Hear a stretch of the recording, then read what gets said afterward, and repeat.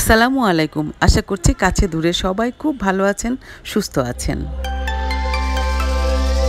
এই যে আমি একজন বয়সী মহিলা, আমারও একটা ছোটবেলা ছিল। আমার দাদি ছিল, দাদাকে দেখিনি।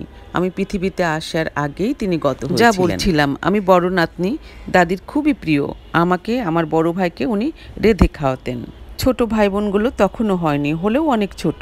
শোনো, আমাদের ছোটবেলায় পিৎজা, বার্গার এসব ছিলই না বলতে পারো। ছিল পিঠে আর আজকের এই চাপড়ি।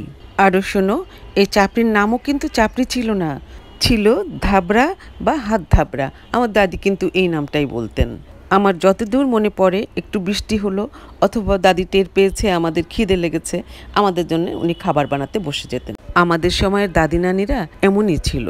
ওনারা নামাজ কালাম পড়তেন আর সময় পেলেই নাতি নাতনিদের নিয়ে বসে যেতেন গল্প শোনাতে অথবা তাদের পছন্দের খাবার বানাতে। হাসছো কেন? তখন তো আর তোমাদের মতো এরকম অনলাইনে অর্ডার করে খাবার আনা যেত না।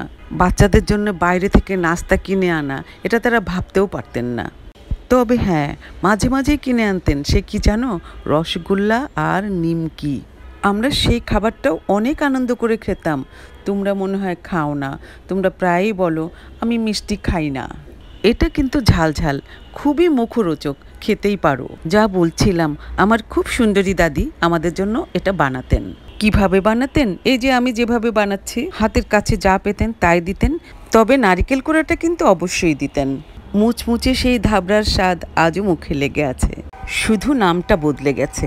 আধুনিকীকরণ হয়ে নামটা হয়ে গেছে চাপড়ি। আপনারও কি এমন কোনো গল্প জানা আছে? থাকলে বলবেন কিন্তু।